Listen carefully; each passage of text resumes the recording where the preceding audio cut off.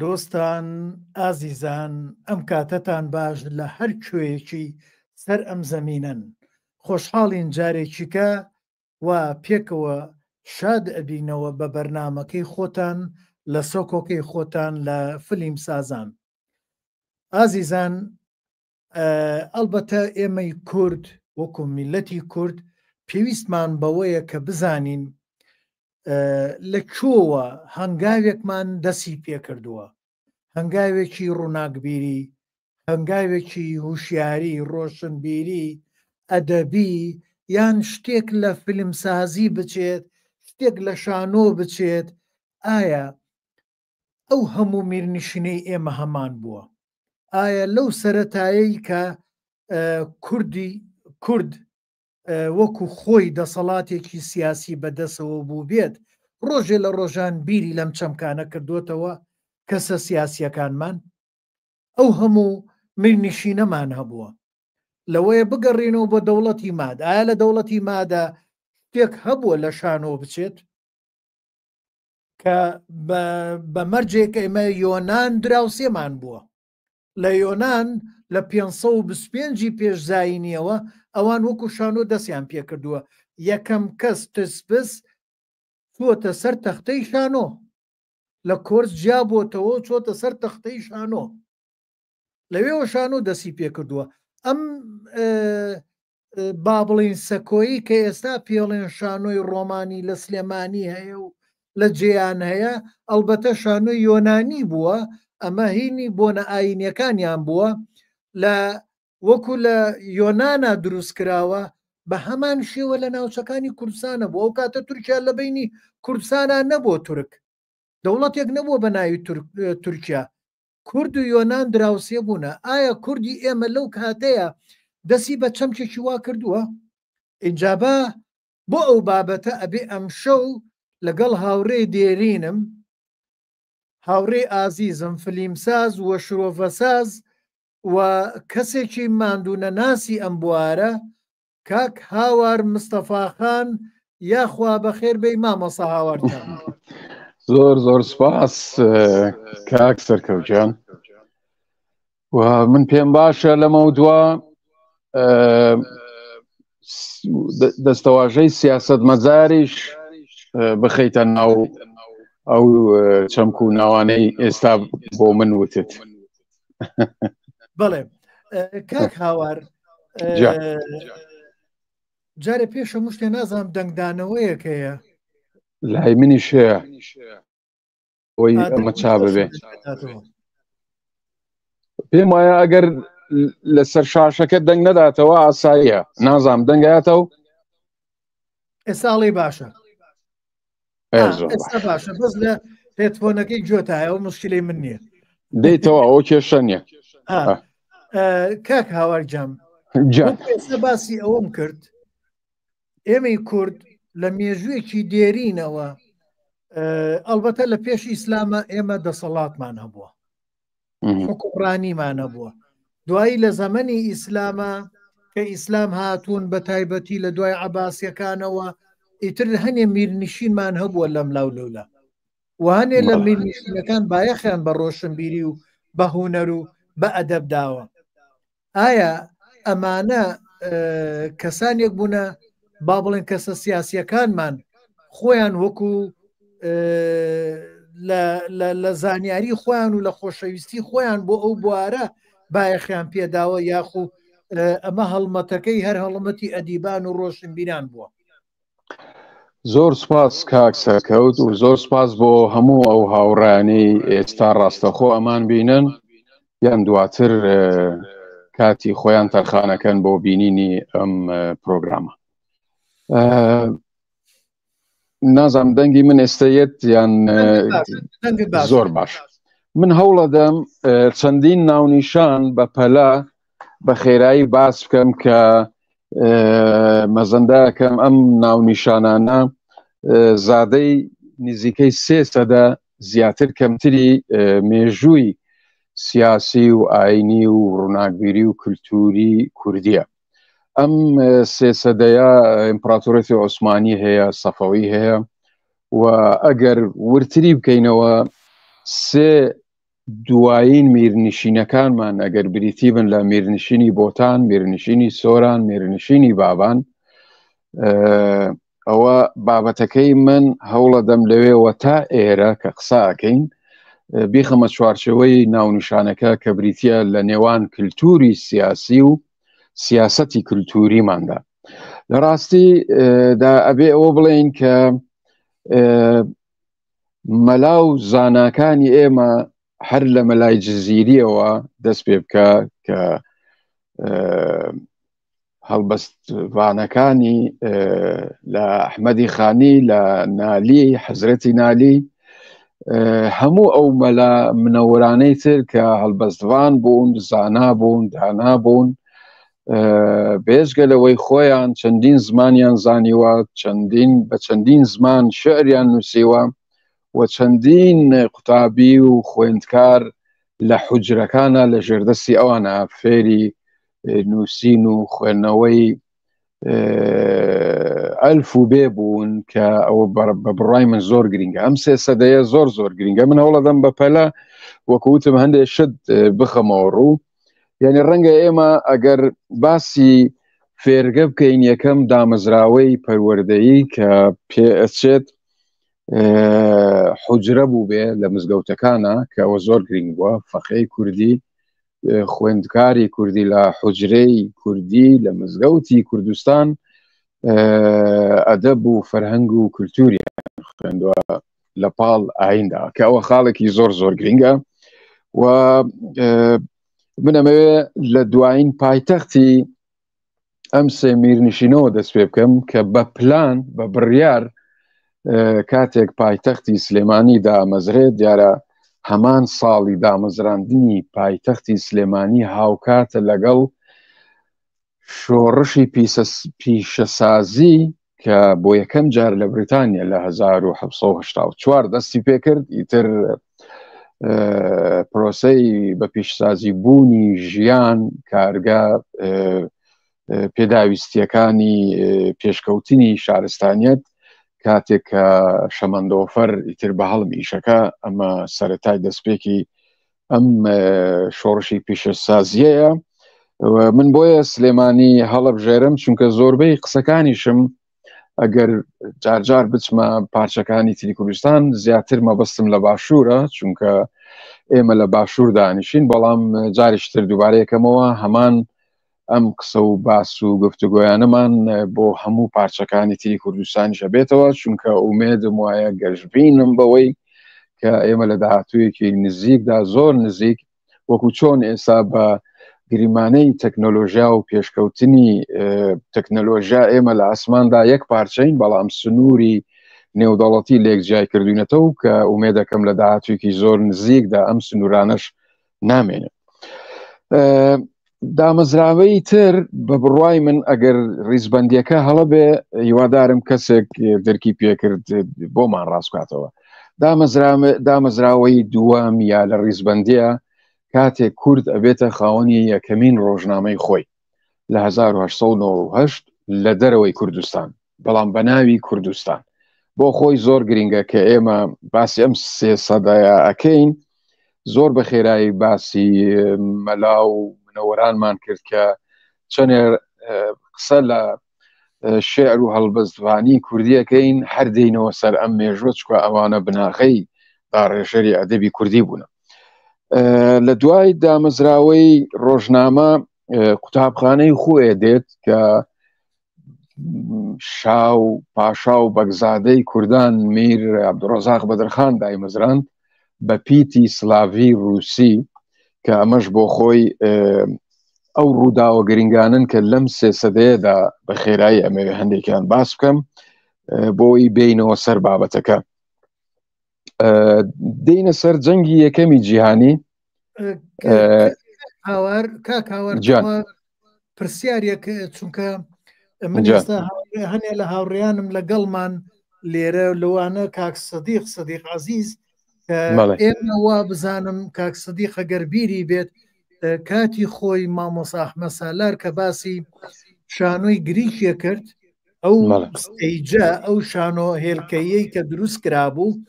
بە هەمان شێوە ئەو شانۆیە لە کوردستان هەبووە هەنێ شت هەیە من ئێستا زۆر بیرم نییە بۆیە ناتوانم بە بەڵگەوە قسە بکەم کات کە هەبووە لە کوردستان لەو ناوچەی لە کوردستانایە بەڵام لەو کاتەیە تورکیا نەبووە کورد لەوێ ژیاوە دراوسێ یۆنان بوونە بۆ نمونە من کە چوون بۆ یۆنان تووشی کابرایەکی زۆر زۆر زیرەکی یۆنانی بووم لە شارەزای مێژوو یعنی لە مێژووە زۆر زیرەک بوو وتی ئەسکەندەری مەکەدۆنی بە سواری ئەسپەکەی 9 سەعات لەگەڵ سوارەکان یا چوونە بۆ شارێکی کوردی لەوێ نەخۆش بۆ چۆ بۆ عیلاج بۆ لای دکتۆر لەوێ لە شارێکی کوردی یعنی ئێمە ئەگەر کورد با بڵین لایەنی پزیشکیمان ئاوا بەرز بوو بێ لەو ئاستەیە بوو بێ یۆنانیەک قائیدێک یۆنانی بێ لەوێ چارە سەرکە و ئەگەر هاتوو با بڵین ئەو شوێنەوارەی نیشاندانی با بڵین نمایشی شانۆی لەوێ هەبوو بێ ئەی بۆ ئەو هوەرە لە ناو کووردا نەبوو بێت ئەمە زۆر زۆر چونکە بێتە سەرچاوی سینەماش نەک بەس شانۆ بەڵێ بەدڵنیایەوە من لەوایان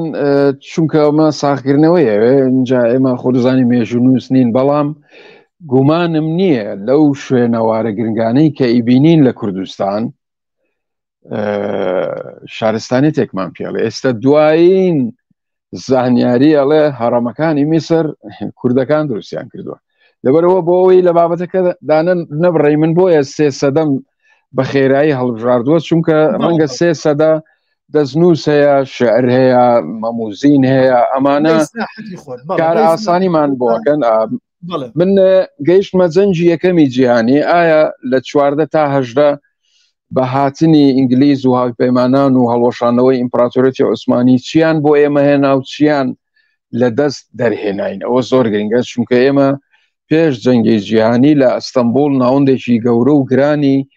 منەوەر و ڕۆشنبیرانی کورد بووە گۆڤاری کوردی لەوێ دەرچوون ڕۆژنامە دەرچوون گروپ و کۆمەڵا بوون عەبدوڕەحمی هەکاری کە ئەمە یەکێکە لە شانۆنامە نووسەکان و لە پێش ئەو کورد لە ئیمپراتۆرێتی نەمسا شانۆنامەیان پێشکەش کردووە کچ و کوڕبەیەکەوە بۆیە ئەمانە بەسەریەکە ئایڵێم بۆ ئەوەی دوایی ئەگەر پێویست کرد بینەوە سەری کاتێک شێخ مەحموود وەکو شای کوردستان خۆی ڕاگەێنێ کۆماری ئارارات ئەمە هەمووی لە 20ەکانە تا 25 کۆماری کوردستانی سوور لە یەکێتی پێشووی یەکێتی سۆڤێتی پێشوو کە ستالین و ئەتاتورک بەیەکەوە دیارەوانە ئامۆزای یەکتر بوون ینی لە ڕەچەڵەکە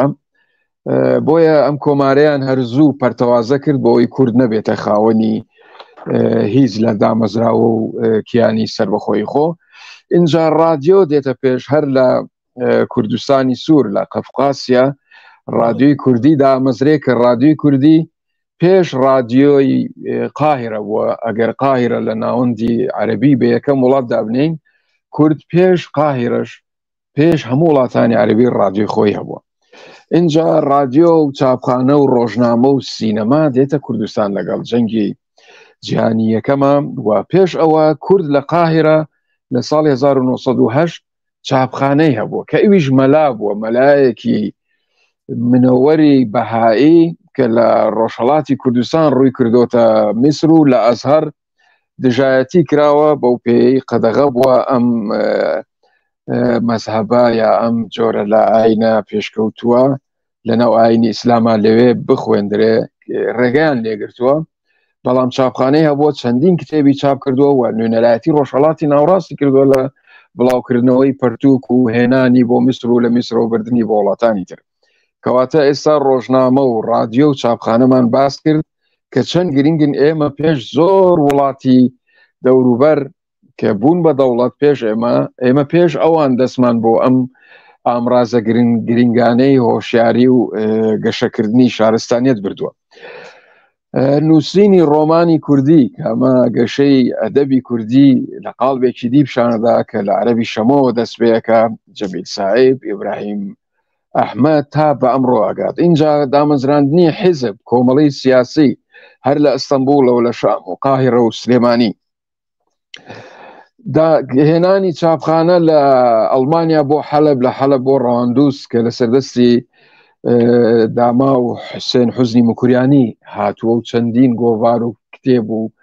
بڵاوکراوەی گرنگی پێچاپ کردووە. گۆڤاری نزار گەلاوێش کە دیزان گۆڤاری نزار مەلایەک بەڕێوە بردۆ بە ناوی مامۆستا علادین سجادی کە لەناو ئەم گۆڤارەیە ڕێکلامی بیرە هەبووە. ئێستاش بچن لاپەڕەکانی بکەنەوە ڕێکلام هەبووە بۆ بیرە کە کێ سەرنووسەر یا خاوەن امتیاز یا بەڕێوەبەری نووسین بۆ چکە ئەم سیانم بۆیە و دڵنیام یەکێک بوو لەوانە مەلایەکی منەوەر بووە. ڕووخاندنی سیستمی پاشایەتی لە عێراق و دەرکەوتنی کۆماری کە دەواازەیەکی نوێتر کرایەوە بە ڕۆی کورد و خوێنەوار و ڕۆشنبیرانی بۆیە ساڵێک کەمتر زیاتر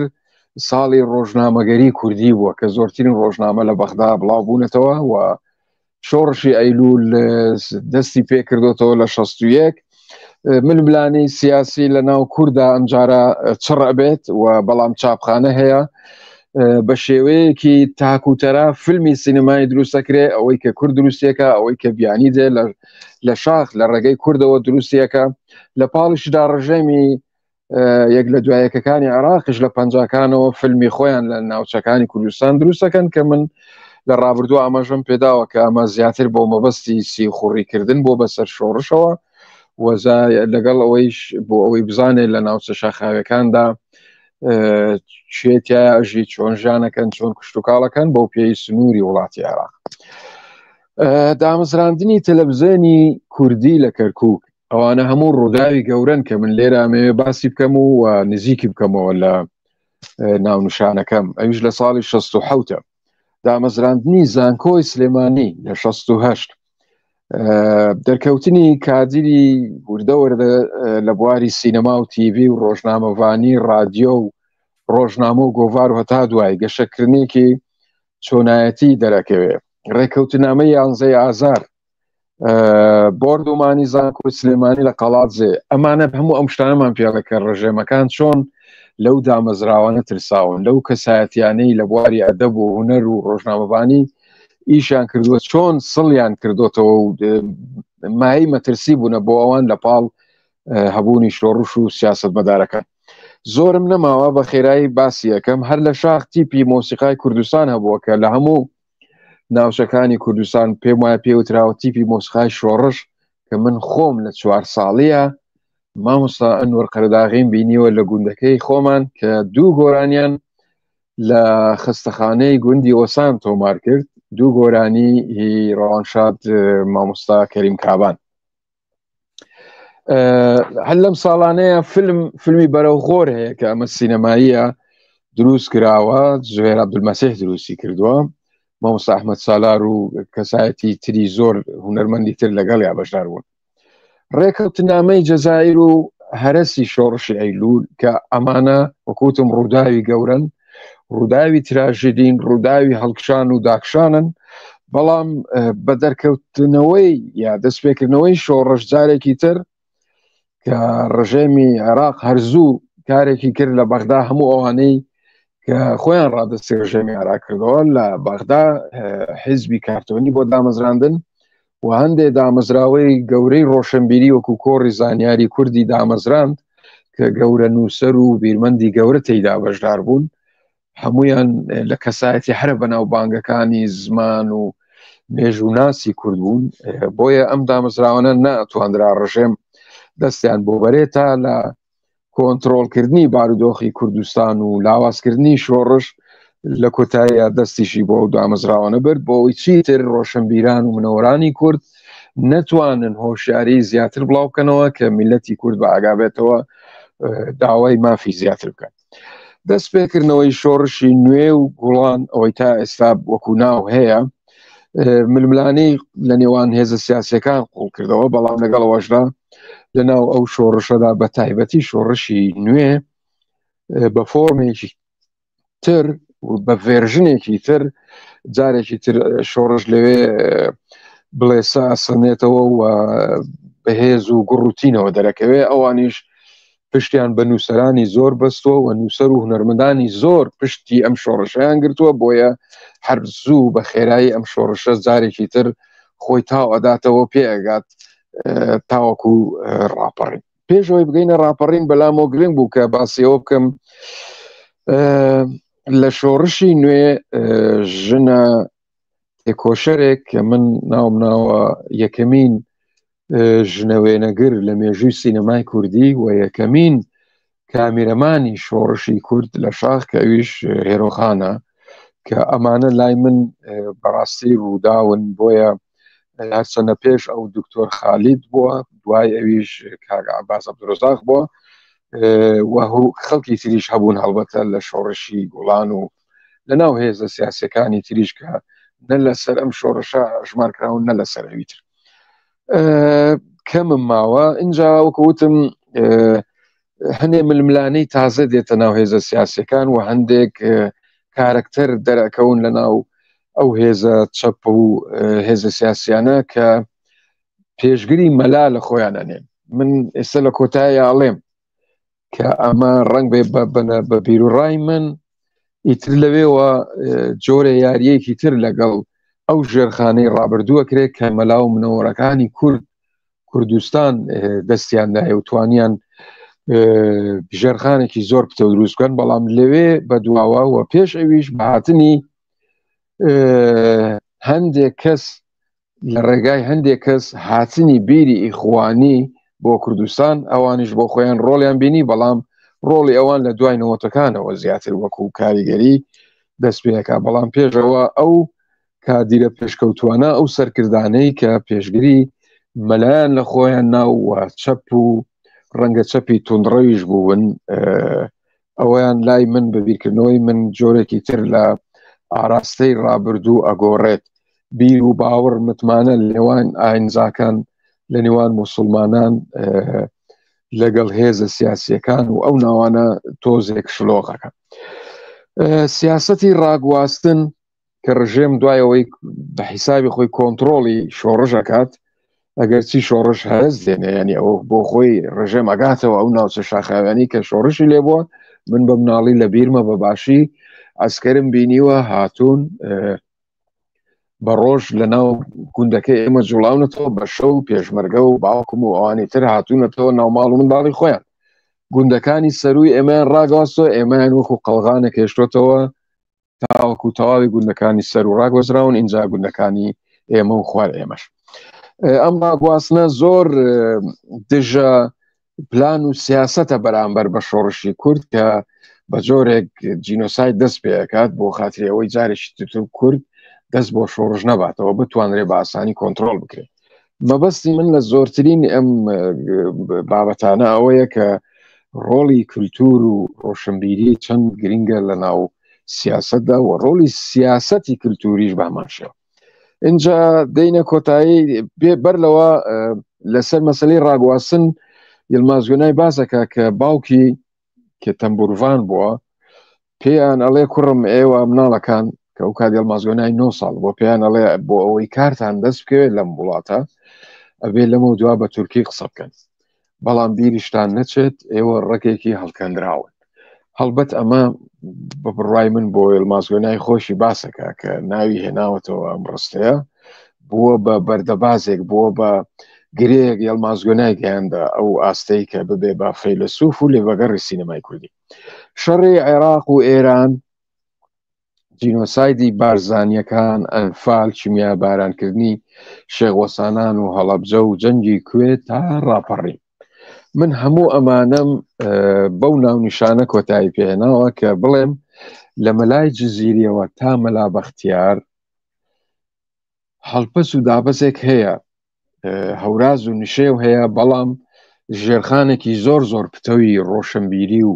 پێشخستنی فەرهەنگ و کولتوری کوردی هەیە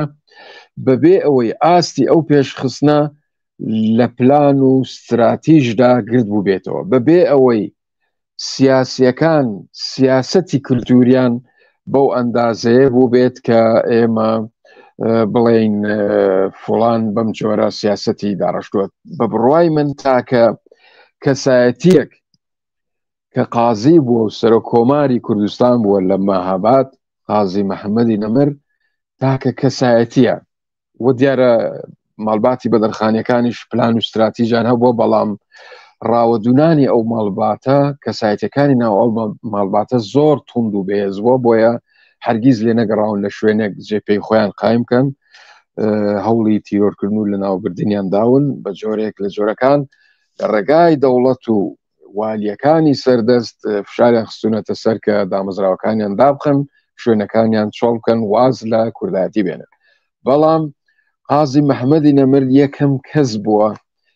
سیاسەتی کولتوری هەبووە لە کۆمارەکەی لە ماوەی 11 مانگدا ئەم کەسایەتی مەزنە ڕۆژنامەگەری کوردی پەرە پێداوە ڕۆژنامەی منداڵان بە ناوی گوڕووگاڵی منداڵان گۆڤاری دەکردووە و ڕادیۆی هەبووە و بۆ یەکەم جار سینەما لە سەردەستی داواکاری قازی کە داوای کردووە لە باکۆێ بچن سینەما بێنن لە دێهات و شار و شارە دەیەکاندا بڵاو بکەنەوە بۆی ملەتی ئێمەش باش نابێەوە هەر بۆ ێژەگە سەرنج بدەین لە زۆربەی سەرکردەکان و قۆناغە سیاسەکانی ئێمە ئەگەر شۆڕشە یا ئەگەر شانشین و کۆمارە زۆرترین ڤیددیۆی کە بۆمان ماوەتەوە هی قازی محەممەدە قازی محەممەد 11 مانگ زیاتری بڕنەکرد لەبەرەوەی سیاسەتی ناوچەکە لە بەرژەوەندی کوردستاندا نەبوو کە حکوومەتێک کۆمارێک لەو بەشە دروست ببێت لەو پانتایە جوگرافیە بچووکە بۆیە بە خێرایی ڕوخێنراوە قازی خۆی کرد بە قوربانی هەموو میلەتەکەی بۆ ئەوەی میلەتی کورد لە ناونەچەی خۆی و چەند لە وەزیرێکی خۆیاندایە دەست و بە شانازیەوە لە سێدارە دران و خۆیان شانازیان بەو شەرەفە کرد کە پێیان برا لە پێناوی میلەتەکەیان ببێ ئەوەی میلەتەکەیان یا کەسێک لە ناو میلەتەکەیان پەنجەیەکی بەخوێن بریندار ئەم قۆناغەی کە وتم لە ملای جززیری تا مەلا بەختیار زۆر گەشە سندوو بووە کە وەکوتم پلانی و استراتیژی تیا بووە و بێ پلانیش بووە بەڵام لە مەلا بەختیارەوە ئیتر بەهاتنی هێزە سیاسیە ئیسلامیەکانیش هێزێکی دەرەوەی کوردستان یەتە ناوەوەی کورد و کوردستانیان بۆ ئەوەی لە ڕەگ و ڕیشە و شادەمارەکانی بدا ئەویش کللتور و فەرهەنگی کوردیە چونکە بە هەموو جۆرە چەکێکی کۆمەڵکوژ هەوڵیاندا بەڵام نەیانتوانی گەلی کورد لە بین بەرن بۆیە ئەگەر لە کۆتایی هەشتاکانەوە ئەم ڕادیکالیانە ئەم هێزە ئیسلامیانە یا ئەم کەسایەتیە دژە مەلایانە بە ناوی مەلاوە بیری چەپ و پێشکەوتن خوازیان دەستدایە و وەکە من پێم وایە ڕۆڵی خۆیان بوو زۆریش لە ناو کادیرەکاندا بەڵام ئێستا بەری ڕەنجی ئەوە بینینەوە کە سیاست بۆ قوربانی کولتور و ڕۆشن فکریەکە و لە هەمان کاتە ڕۆشن بیری و ڕووناکبیریەکەی کە زیاتر لێرە مەبەستم کەسایەتیەکی ناوەکایە کە بەڕێز کاک مەلا بەختیارە ڕووناکبیریەکەی بووە قوربانی سیاست و من پێم وایە ئێستا دوای نیو سەدە زیاتر لەو هەموو حەکبەیەی لە بیر و باوەڕی کاک مەلا بەختیاردا هەبووە بەڵام نەیتوانی ئەو ژێرخانەی پێش ئەو بە درێژایی سێسەدا فۆرمەلە بکەن بە شێوازێکی مۆدرێنتر و کاریگەری بخاتەوە بەداخەوە ئەوە دروست نەبوو لە دوای ڕاپەڕینەوە قۆناغێکی ترە کە قۆناغی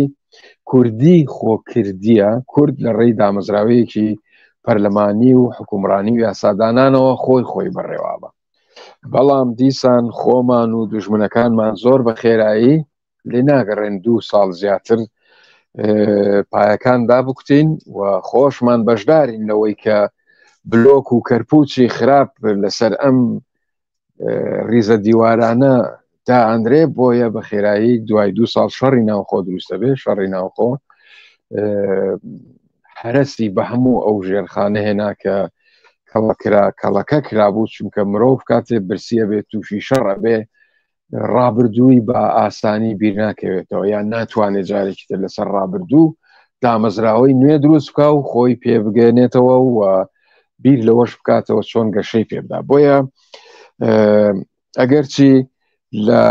قۆناغی خۆکردی و خۆی بووندا تەلەڤیزیۆنی کوردی دروستە بێ، ڕۆژنامەی کوردی خۆکردی دروستە بێ بە بیر و باوەڕی هەموو هێزەکان، کە ئەمە بۆ بە بڕوای من یەکێک لە خاڵە باشەکانی هەبوونی دوو حزب لە ناو دەسەڵاتدا وەک یەک زیاتر کەمتر خاڵێکی گرنگ بوو کە دیکتاتۆریەت بە زووی لە کوردستاندا چەگەرە نەکات. هەرچەندە ئەو ئەزمونە ئێستا بەوە گەیشت کە هیچیان ناتوانن بە تەنیا حکومڕانی تاکوتەرای ئەم هەرێمە بکەن و بشیکەن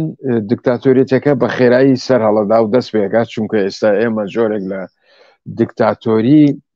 فرە دیکتاتۆری ئەبینین و بۆیە خۆشببختانە کە نەگەیشتەوە یەکێک لەو هێزانە بە ڕەهایی حکومکات، ئێستا هەردووکیان بەیەکەوە لای کۆمەڵانی خەڵک بە جۆرێک لە جۆرەکان لە دەوروبەر لە دنیا بۆ ناسراون کە ئاستێکی خراپیان لە بەڕێوەبردننی ئەوە زوونە بەڕێوە برد. بۆیە ئێستا لە ناو زەین و زهنیەتی دیکتاتۆریەتدان، بەڵام ئەوە تا ئێمە بێکەوە هەڵەکەین هێشتا لەبەرەوەی دوو هێز توانین هاوسەنجیەکە توانیوانە ڕابگرن. من قسم لە ئۆپۆزیسیۆنی شێ هەڵبەتە، چکە ئۆپۆزیسیۆن ئەگەر لە 94ەوە هێزە ئیسلامیەکان بن، ئەوە ئەو قۆناغەیە کە دەستی دەرەکی زوو بە ئاسانی بە سوودوەرگرتن لەو بۆشایی لە نێوان حکومڕانی کوردیدا سەرهەڵدا شەڕی ناوخۆ ماڵوێرانی دروستەکە. بۆیە هێزی ئیسلامی بە دەستی دەرەکی دێنە ناو کوردستان، زۆر بە خێرایی هەوڵی کۆنتترۆلکردنی مێشک و بیر و باوەڕی کوردی ئەدەن بۆی دای شۆرن لە کولتور و فەرهەنگی ڕەسەنی مرۆڤایەتی کە لە کوردستانەوە سەرهەڵدا بەشی خۆیان کاریگەریان دانا و تا ئێستاژە و کاریگەریە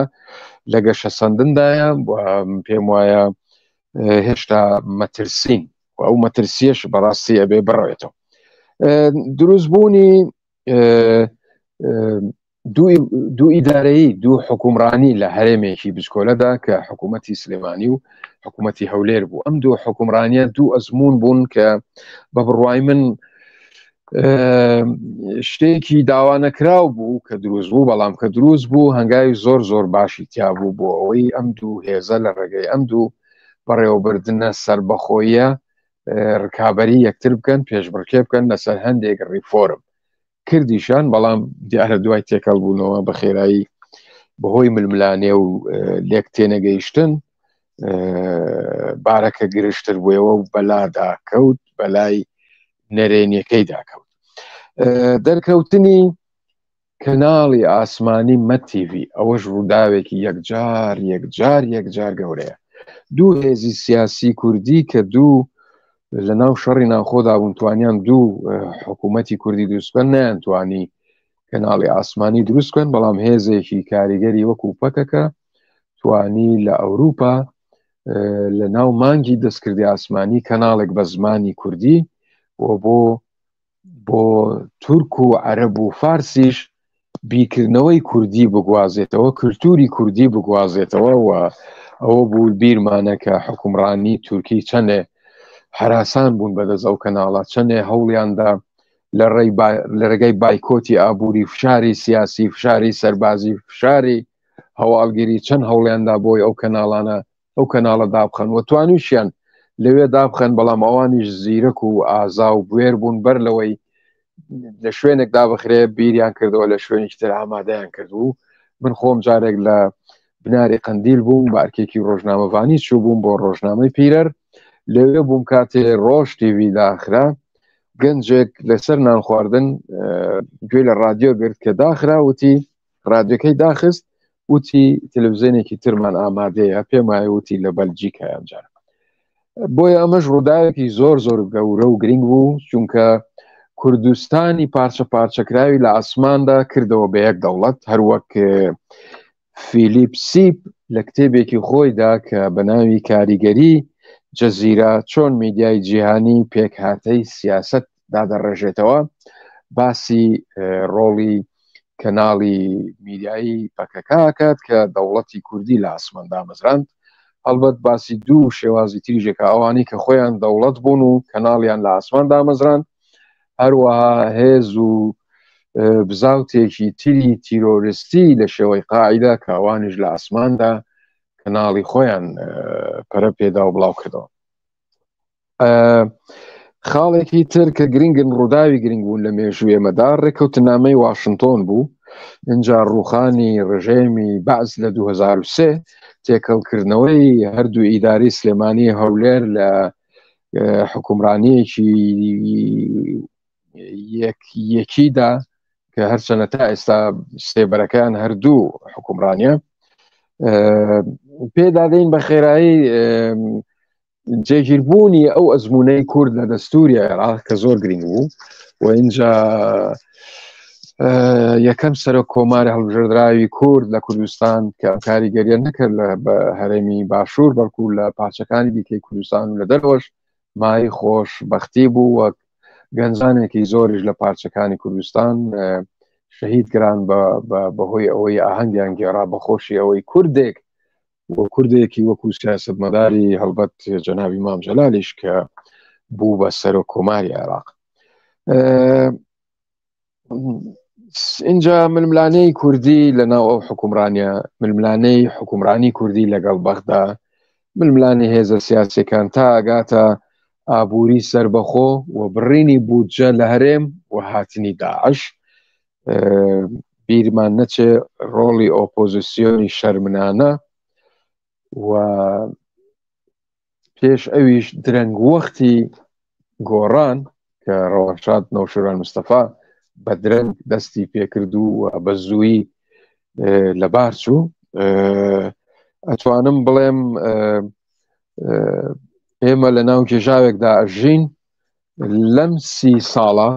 زیاتر مەبەستم لەم حکومڕانی کوردی خۆکردیەیە کە کورد لەم بەشەدا کللتوری سیاسی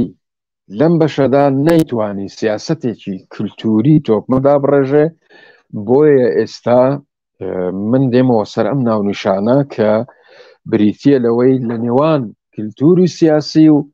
سیاسەتی کللتوریماندا بەندە لێرە جارێکی تر یا بە شێوازێکی تر کە ڕایگەیەنین ئێستا ئێمە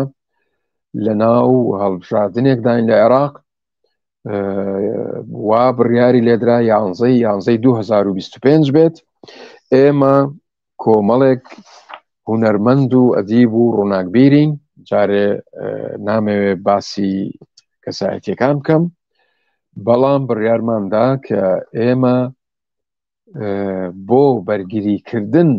لە کللتور و فەرهەنگی کوردی، بۆ بەرگریکردن لە ئەدیب و هونەرمەند و ڕووناکبیرانی کورد، بۆ تیپە میلی و هونەریەکان، بۆ پرۆژەکانیان،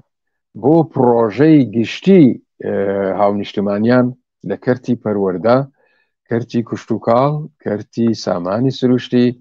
کەرتی گشتوگەزاری پەیوەندی و ژێرخان و سەرخان، ئێمە بێینە ناو کایەکەوە و لیستی خۆمان دروست بکەین بۆ ئەوەی بەهێزە سیاسیەکان بڵین 32 ساڵ وابوو بە 33 ساڵ چاوەڕوانەیەکی زۆر دوور و درێژە ئێمە نەمان بینین لە ناو هیچ هێزە سیاسیەکاندا پلان و استراتیژی کللتور و فەرهەنگ هەبوو بێت و ئەگەر هەبوو هەڵبەت وەکو بوختان قسەکانی من وەربگیرێ ئومێدەوارم هەرکەس ئازادانە ڕەخنەی خۆی پرسیاری خۆی بکات کە ئایا ئێمە ڕاستەکەین یان بە هەڵەدا چوین لەو بیر و باوەڕدا و بەوە گەیشتوین ئێمە خۆمان برینی خۆمان ساڕێژ بکەین و بەشدار بین لە کایی سیاسی بۆ ساڕێژکردنی برینە گەورەکانی تر، چونکە هێزە سیاسیەکان تا ئێستا قەتماغی برینەکان هەڵەدەنەوە کولێنەوە. ئێمە ئەمانەوێ ئەویش لە ڕوانگەی بیر و باوەڕ و هزر و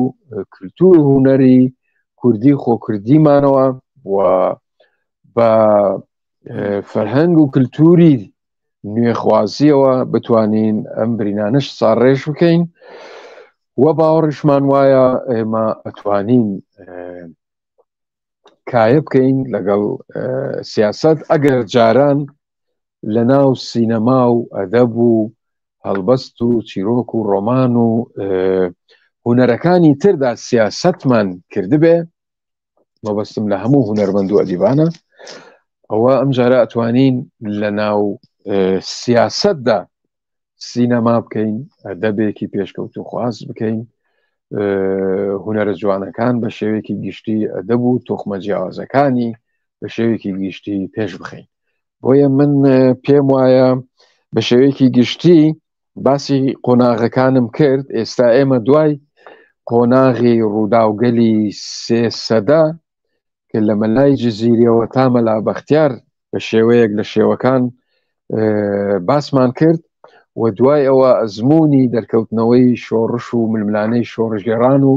تا ئەگاتە ڕاپەڕین اینجا ڕاپەڕین خۆی بە درێژایی 34 ساڵ ئەزممونێکی پڕ لە هەوراز و نشێ و من ناڵێم 100 شکست خواردو نە ئێمە هێشتا دامەزراوەکانمان هەن و نابێ ئەوشمان بیرچێ ئەم دامەزراوانە بە خوێنی هەزاران هەزار ڕۆڵەی گەشموردە و پاکڕەوانانی کوردستان لە هەر چوار پارچەدا هاتۆتەکایەوە و خۆشبەختانە من باسی وا بڕیار بوو باسی ئەزمموی خۆسەریش بکەم کە ئەویش زۆر گرنگە بەڵام لێرەدا ئەگەر بوو بە پرسیار باسەکەین چکە ئەویش بۆ ئێمە لە ڕووی کولتور و فەرهەنگەوە زۆر گرنگە و ئەوان توانیان زۆر بە جوانی سوود لە ئەزمموی پڕ هەوراز و نشێ و نەڵێم شکست خوارد و 100% چونکە لێوێ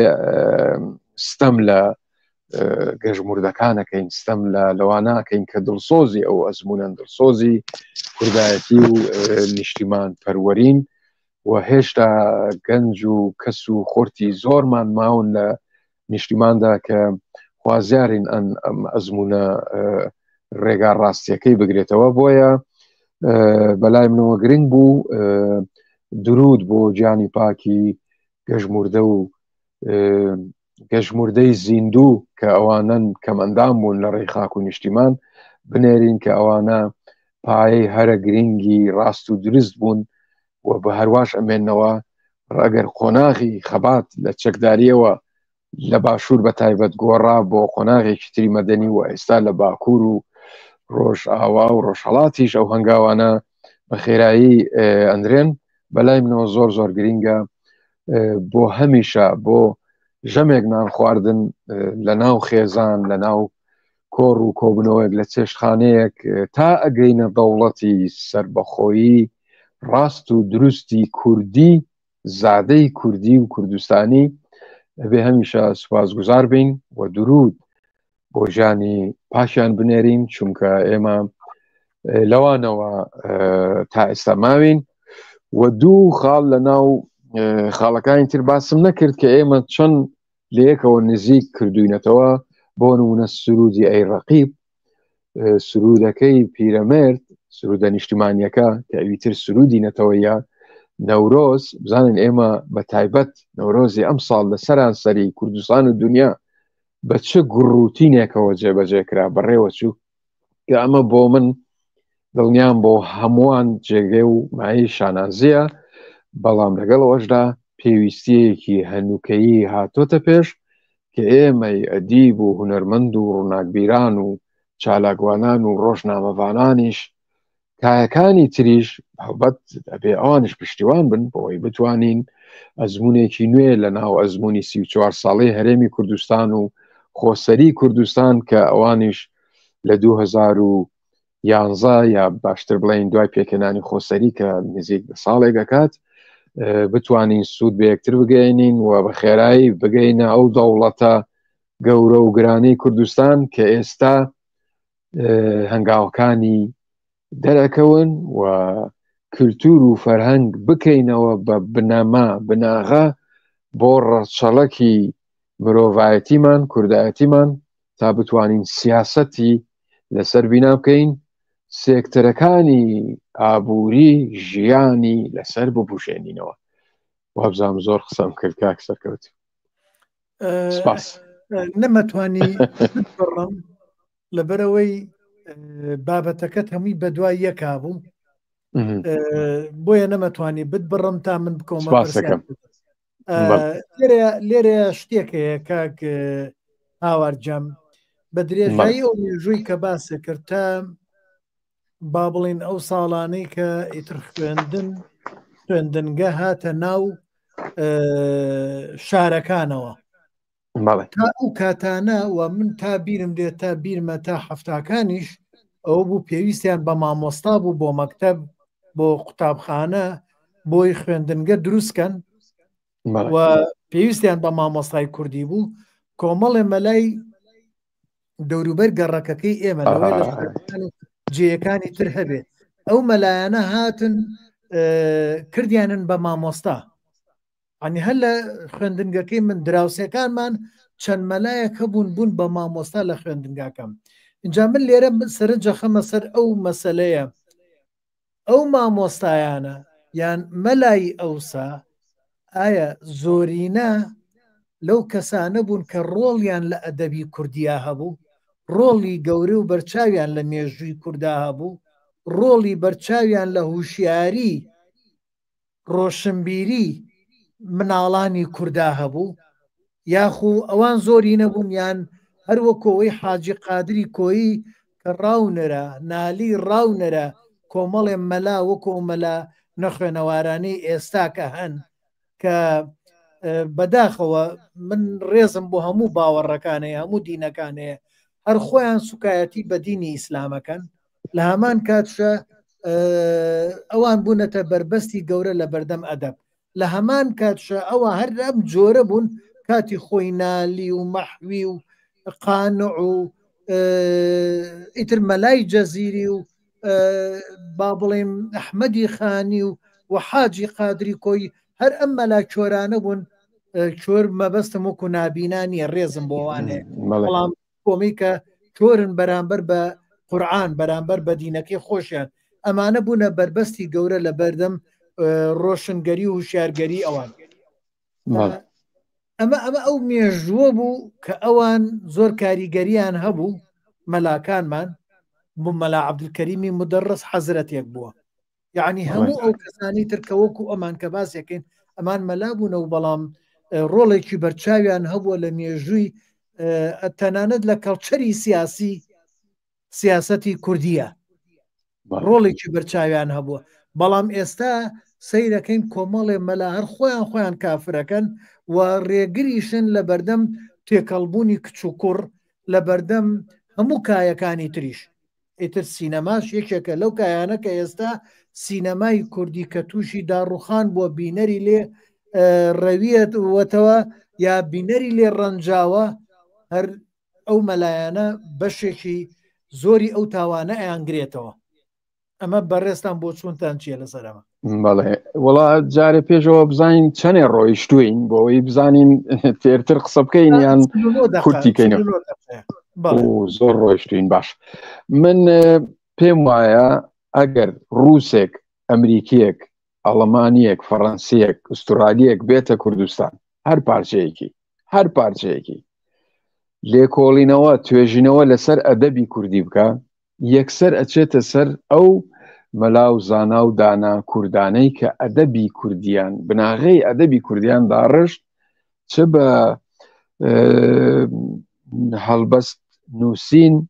دەقەکانیان و چ بە ڕخنەکانیشیان هەر خۆیان لە نێوان خۆیاندا بۆ پێشخستنی ئەدەب و کایەی ئەدەبی کوردی بۆیە ئەو کاتانەی مەلای کوردی منەوەری کوردی ئەدەب بناغەی ئەدەب دانێ ئایدۆلۆژای هیچ هێزێکی دەرەکی چەپ ڕاست سەرمایەداری بوونی نەبووە لە کوردستاندا یا هەر خودی ئەم چەمکانە پێ نەگەیشتون بەو ئەندازەیە تا کورد پێی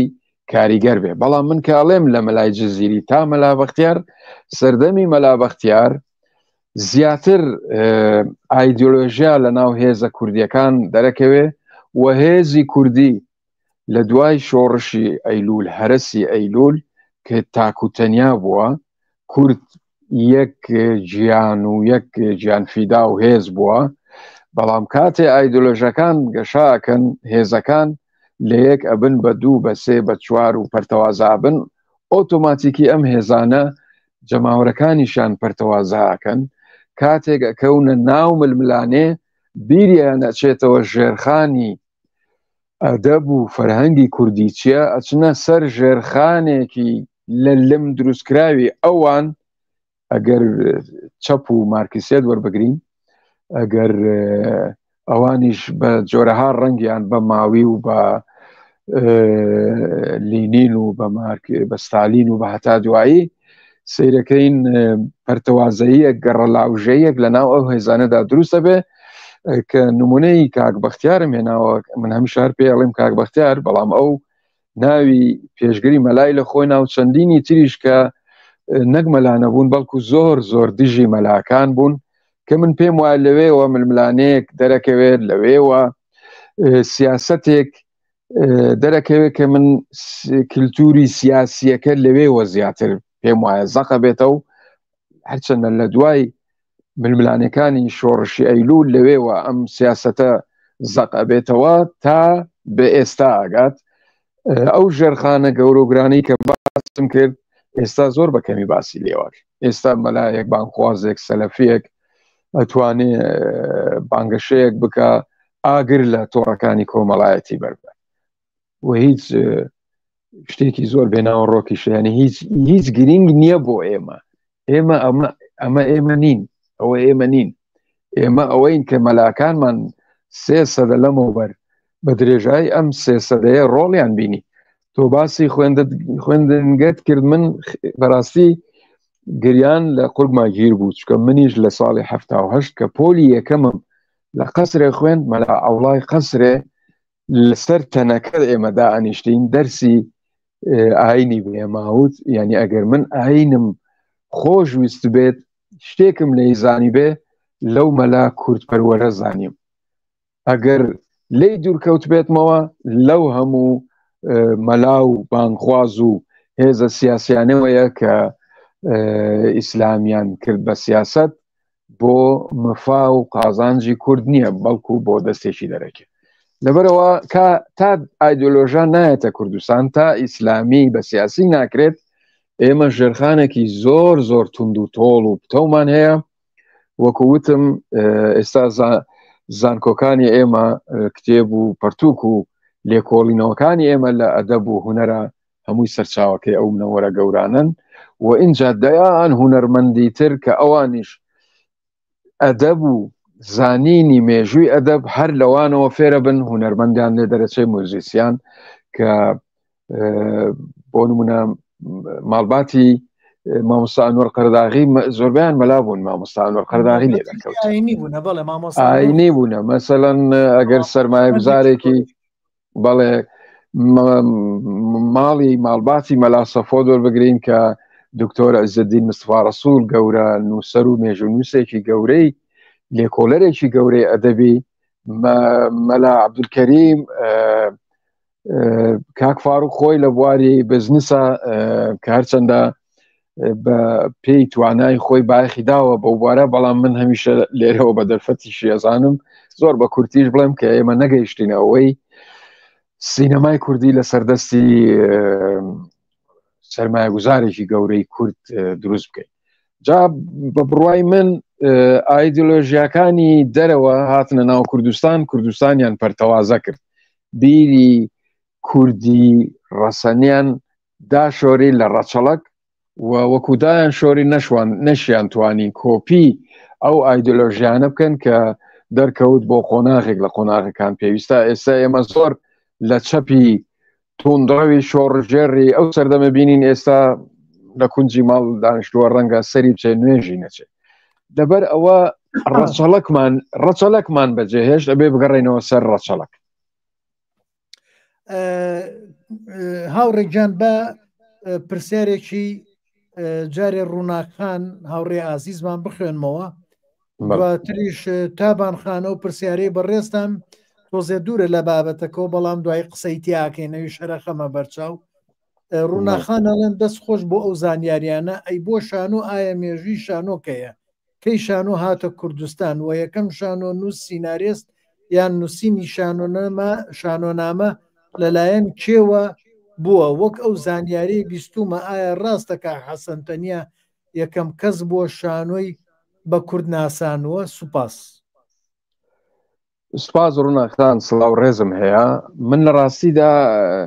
یعنی ناتوانم وەڵامی ئەوە بدەمەوە چونکە ئەوە زیاتر شانۆ کارانە بە نووسەر و لێکۆلەرانی بەڵام من فۆتۆم بینیوە سێرچم کردووە کە 150 ساڵ لەمەوبەر لە دەوڵەتی عوسمانی کورد نوێنەری دەوڵەتی عوسمانی کردو لە بەشداری چالاکیەکی شانۆیی لە نەمسا ئێمە عەبدوڕەحمی هەکاریمان هەیە عەبدوڕەحمان هەکاری کە دکتۆر فەرهاد پیرباڵ لێکۆڵینەوەی لەسەر بڵاو کردووە ئێمە هەولێر لەم ساڵانە بیسمان کە شانۆنامەی سەلاحەدین 100 ساڵەوە بێ بە 101 و 2 ساڵ لەمەوبەر پێشکەش کراوە و من ناوی ڕەوانشاد حەسەن تەنیام بیستووە کە نووسەرێکی گەورە بووە لە سلێمانی دیارە سلێمانی من قسەی تایبەتم هەیە من پرۆژەی سلێمانی سازیم هەیە کە لە سلێمانیدا زۆرترین شت ڕەگ و ڕەچەڵە کوردیەکەی تێدا دەرکەوت و گەشەی کرد و بۆیەش دوژمنانی ئەم شارە ئەم کارەکتەرانە لە سلێمانی هێندە زۆرن ئەگەرچی بە ئاین بە بانخواز بە ئیسلامی سیاسی بە هەڕەشەی درۆن بە هەموو جۆرە هەڕەشەیەک لەسەر ئەم شارەدا هەیە بەڵام مەترسیەکی هەیە لەسەر من ناڵێ مەترسینە ئێستا هەندێک لە هاوڕێیانی نووسەر و هونەرمەند تا ئەندازەی ڕادەستبوون بەوەی کە ئەم شارە کۆتایی پێهات قساکەن کە من پێم وایە نەگەیشتۆتەوە و ناشگاتەوە بۆیە بۆ پرسیاری ڕووناخان پێم خۆشە زیاتر هاوڕێیانی تریا لە پرۆگرامی تری ئێوەدا کاک سەرکەوت کەسانی بواری شانۆ کاکدانامان هەیە کاک نیهاجامی کاک هەمە سوار عزیز دەیان نووسەریتر هەن کە ڕەنگە ئەوان زیاتر کاک محسین محەممەد ئەوان زیاتر و باشتر بتوانن مامۆستا ئەحمەد سالار باشتر بتوان وەڵامی ئەو پرسیارە بدەنەوە. بەڵێ من ڕووناخان ناتوانم بڵێم شانۆ حەسەن تەنیا شانۆی بە کوردناسان چونکە حەسەن تەنیا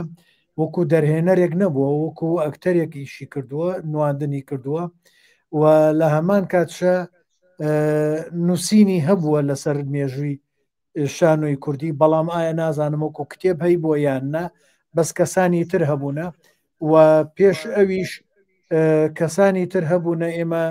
ئەگەر بگەڕێینەوە بۆ کۆنتر ئەمە لە سلێمانی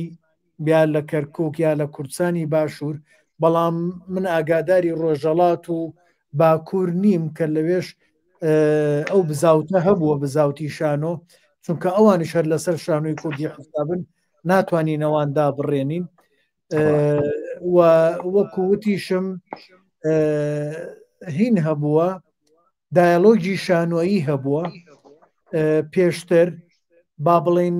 لە هەنێ لە لادیەکانمانە هاتوون لە بۆنەکانە بۆنە تایبەتیەکانە شتێکیان کردووە لەو بۆنەیە وەکو شانۆیی بووە ئەمانە ئەبێ مەسەلەن گەڵاڵە بکرێەوە برادرانی ترم برادرانی ترمان هەیە کە ئەوان خۆیان تایبەت کردووە بە ئەو بابەتە لەوانە کاک یاسین بەرزنجی کاک مەهدی جاف و برادرانی تریش خۆیان تابێت مەغدید حاجی کە کتێبێکی گرنگی لەسەر ئافرەت لە شانۆی کوردیدا نووسی لە لەمەوبەرڕینیان بۆ کردووە بەڵگەوە بۆی ئێستا من ناتوانم باسی ئەو چەمکە بکەمەوە وەکو کاکاوارژوتی بە هەمانشیەوە بەڵام لە ڕووی سینەماوە ئێمە سینەما هاتوۆتە ناومان وەشانۆ شەر هاتوۆتە ناومان بەڵام من ئەمڕۆ باسی شتێکم کرد لە پێشترە وتم شانۆ ئێمە کە ئەو ستەیجە ئەو سەکۆی شانۆیە کە لە زەمەنی یۆنانیەکانە لە 500 ساڵ 400 ساڵ 300 ساڵ پێش زاین لە کوردستانی شا هەبووە شوێنەوارەکەی دۆزراوەتەوە بەڵام تورکیا دەستی بەسەر ئاگرتووە و تورکیا نایەڵێ بڵێ ناوێ بڵێ ئەمە هی کورد بووە ئەسڵەن بە هیچ تورکیش حسابیەکە ئەی لەوێش ئەمە پرسیارە ئایا کورد لەسەر ئەو سەکۆیە نواندنی کردووە وەکو شانۆیی ئەمانە گەڕانی ئەوێت یعنی بێ بدۆزرێتەوە ئەمەی ئەوەی ئەو سەکۆیە کە باسیەکەم پەیوەستە بە شوێنەوار ناسانەوە ئەوانە بێ لێڤەگەڕینکەن وە بە تایبەت ئەگەر دەسەڵاتی تورکی نەما ئەگەر کورد دەسەڵاتێکی هەبوو یان دەسەڵاتێکی دیموکراسی بوو لە تورکیا بەو شێوەی کە کورد مافی ئەوەی هەبێ بڕوا بگەڕێ ئەو کاتە لەوەیە ساخ کرێتەوە بەڵام لە ئێستاە بە هیچ شێوەیەک ناتوانین ساغیکەینەوە ئەمانە هەمووی بۆچوونن وەکو لەم دوایە کە ڕەوەندی کوردی کە چوونە دەرەوە کۆمەڵی ڕاستی مێژویان ساخ کردەوە کە گەڕان بەناو مۆزەخانەکانە بەنسبەت ئەوەی کوردستانی باکووریش هەمان شتێوێت وەست بە بەڵام بەنسبە سینەماوە ئێمە با بڵێنە 1923 فیلمی زەرێ کراوە فیلمی زەرێ بابەتەکەی کوردیە پێش ئەویش کاک سەرکەوت پێش زارێ فیلمی جیا خەباتی نەتەوەیەک لە پێناو ژیان کە ئەمریکا کردوێتی ئەمریکا اینجا ڕۆسیا بڵێ بڵێ ئەویش 100 ساڵ پێش ئێستا 100 ساڵی ڕێک پێش ئێستا ئەمانە هەیە و ئەمانە هاتوون ئیشیان کردووە لەسەر ئەو چەمکانە لە کەرکووکیشە منە لەم ماوەیە کە لەگەڵ کاکاوارە بۆ بابەتێک خۆمان ئامادا کرد کاکاوار وتی لێڤەگەڕینێک بکە کە لێڤەگەڕینم کە سێرەکەم لە کەرکووکش فیلم کراوە ئەمە زۆرە ینی ئەمانە هەیە بەڵام گەڕانی ئەوێت بۆ ساختکردنەوەی ئەو بابەتانە کاک هاوارجان تابان خام پرسیارێکەکە بەس پرسیارەکەی لە دەرەوەی بابەتەکەی ئێمەیە ئەڵێ خۆسەری واتای چییە ئەگەر کات هەبوو باسی کەنتکایە چونکە تۆ لە ناو بابەتەکەتە کە باسی لەو کاتە تابانخان ئەم پرسیاریدا زۆر سادەیە خۆمان بەسەر و جستەی خۆمان بەڕێوە ببین خۆ بەڕێوەبەریە یعنی وشەکە ڕێک ئەوەیە خۆمان بەڕێوە ببین جا ئەگەر لە ناو دەوڵەتێکا بێ فیدرالی بێت لا مرکزی بێ کۆن فیدرالی بێ یان دەوڵەت خۆمان دەوڵەت بین خۆمان بەڕێوەبەری بەڵام پرسیارەکەی خۆزگە هێشتا بەلای تریشا بڕۆش من ئێمە ئەم بابەتەمان بەڕاستی لە نێوان سیاست و هونەرە سیاست و کللتورە ینی من لێرە خۆزگە برادری تر ئەگەر لە سەرخەتن من بەڕاستی ئەم لایڤە ئەم زیندیە ئەم بابەتەی ئەم ڕۆمان کە پێشتریش وردە باسم کردووە بەڕاستی ئەمە هەمومان ڕاچەڵەکەینی تر ڕاچەڵەکەین کاکە ئێمە پێویستمان بەوەیە خۆمان سیاسەتی کللتوری دابڕێژین بۆمان دانەڕێژن کە دایان نەڕشت کە نەیانتوانی دای بڕێژن من هەمیشە ئەم ڕخنەیە ئەەکەم و ئەگەر لە هاوڕێیانم لە ناو هێزە سیاسیەکان بەگشتی هەر بۆ نمونە یەکێتی نیشتیمانی کوردستان زیاتر لە 20 ساڵ لەم 34-33 ساڵەدا وەزارەتی ڕۆشنبیری لە بەردەستدا بووە زیاتر لە 20 ساڵ لە شێرکۆبێکەسەوە ڕەوانشاد شێرکۆبێکەس مامۆستا جەمال عەبدول دوای ئەوە وەبزانم کاک خالید دۆسکی ئەومەی ئێستا کاک حەمەد سەعید من پرسیارەکەم کوا ژێرخانی کللتور و ئەو پرسیارەش بۆ خۆم نیوەی وەڵامە دەمەوە لە پارتی دیموکراتی کوردستانیش بپرسن چەند جوان ڕێگرت لەوەی کە ئەم وەزارەتە بەڵێ با بۆ یەکێتی بێت یەکێتی بەوە ناسراوە زۆر بایەخ بە کللتور و فەرهەنگەدات دیارەوەی هی شاخ بوو زیاتر کەسانێکی زۆر لەو ناوچەیە لەو زۆنەدان کە فەرهەنگ و کللتور لە سەردەستی ئەوان گەشەی کردووە پێگەیشتووە بەڵام کاتێک ئەم وەزارەتە ئەدرێ بە یەکێتی و ئەم ڕێگریانە ژەکرێ لە کۆتاییە نەیەکێتی بەخۆی داچێتەوە بڵێ ئێمە چیمان بەخۆمان کردەوە تا پایتەختێکمان هەبوو پێشەوەی ناوی پایتەختی ڕۆشنبیری لێبنرێ پێشتر زۆر کاریگەرتر بوو وەک لە ئێستا کە ناوی پایتەختی ڕۆشنبیری لێنراوە و بە ئەندازەیەک سیر ئەکرێ یان ململانی لەگەڵدا ئەکرێ کە هەر خودی ئەو وەزارەتانی یەکێتی وەریگرتوون بەشێکن لەوەی کە بەشدارن لە ململانێ من وەزارەتێک چۆن وەرەگرم بەبێ وەزیر بم بەبێ وەزارەت چۆن وەزارەتێک وەرگرم نەتوانم پایەکانی ژێرخانی کللتوری دابنێم دابڕێژم تەنانەت لەبەرەوە ئەم لایڤە بەڕاستی زیاتر بۆ ڕاستچڵەکینە و ئێمە بۆ خۆمان دەست بەو پەیاماکەین و دڵنیاشم کە ئەگەر هونەرمەند و ئەدیب و ڕووناکبیرانی ئێمە لە دەرەوەی دامەزراوەی حیزبی بەقەت سەدان ساڵی تەمەنی حیزب میرنشینەکان ژێرخانیان دانابێ پێم وایە ئێستا پێویستی ئەوە هاتۆتە پێش کە خاوەنی لیست و هێزی تایبەت بە خۆمان بین بۆی ئێمە چاوەڕێ حیزبەکان نەکەین سەدانەوەت و نۆی پلانەکانیان هەموو شتێکە بەس کللتور و فەرهەنگی نییە ئێمە ئەبێ سەدانەوەت و نۆی ئەگەر نەڵێم پۆینت نۆت و نۆش لەسەر کللتور و فەرهەنگ پایەکانی تردا بڕێژین ئەوە پێویستیە هێشتا کەمە ئەگەر بیکەین لەبەرەوە پێویستە ڕابچڵەکەین هەندێکمان ئەگەر تەمەنمان بەرەو سەرەوە ڕوا و کەمتر جم و جۆڵی جەستەیی گەنجێتیمانتیایە بۆی فلم بکەین شانۆ بکەین گۆرانی بڵێن موزیسیان بین ئەتوانین پاڵپشتی ئەم هێزانە بین ئەم گەنجانە بین کە بکەونە خۆیان و ئێمەش لێ نەگەڕێین چیتر هێزە سیاسیەکان 4 ساڵ جارێک دوو قسەی خۆش دوو ینی ڕستەش نە دوو وشە یا دوو قسەی خۆش بۆ هونەرمەند و ئەدیب ڕووناکبیران بکەن بەڵکو بتوانن چەندێک لەو توێژ و دەستەبژێرە ڕابکێشن یا کەسایەکانیان یا هەوادارانیان ڕابکێشن دەنگ بدەن بە لیستەکانیان ینی بەڕاستی ئەوە کۆتایی هادیانی ئەو لیستانەی ئەو هێزانەی لە ماوەی 33 ساڵی ڕابردوودا نەیانتوانی بناغەیەکی بتەودابنێن ئێستا بەشدارن لە ڕووخاندنی ئەوەی کە هەبوو لە ڕابردووەی کە باسم کرد لە 3 سەدەی ڕابردوو بۆیە نابێ ڕێگە بدەین بڕوخێ و ئەمە پێم وایە جایەتیکردنیش نییە باڵکو هاوکاریکردنە بە جۆرێک لە جۆرەکان چکە ئەرکی دامەزراوەیەکی حیزبی کە ئامانجا پێویستە ئەم هێزە سیاسیانە کار لەسەرەوە بکەن کە نایکەن ئێمە وەکو ئەدیب و هونەرمەند و ڕووناکبیران هێزێکی سیاسی سەکۆیەکی گرنگی سیاسی دانین بەشداری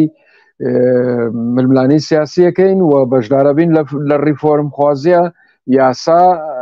پێشەخین پێداگیریەکەین لەسەر دامەزراندنی کە بۆ قازانجی ئەدەب و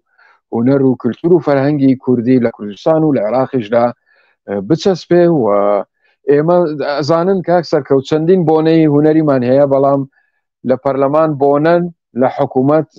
فرێراونە سەر ڕەفەکان و تۆزیان لێ هەڵنیشتووە و پاساوی ئەوە ئێمە ماوەیەک لە شەڕدا بووین لەگەڵ داعش هەرچی بوجا بوو هی ئەم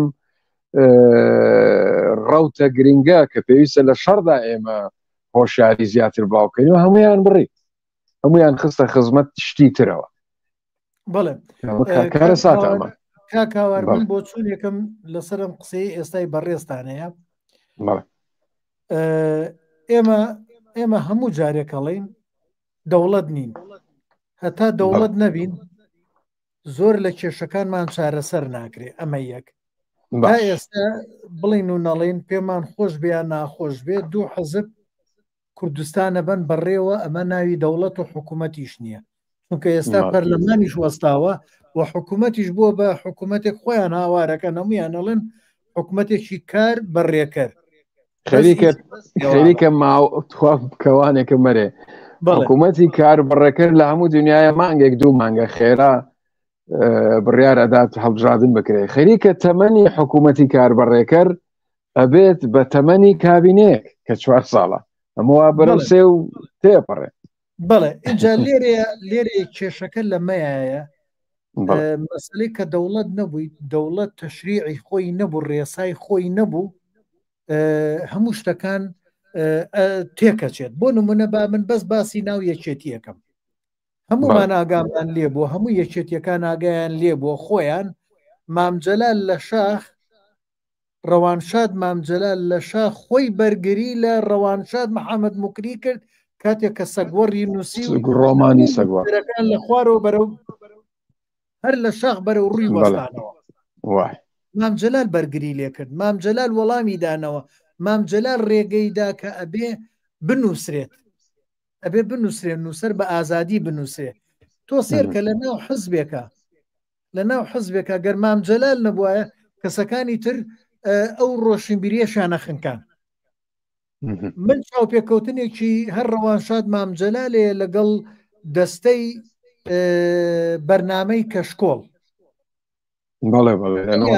چۆن هانیانەدات ئەوان با ڕەخنە بگرن، ئەوان با بڵێن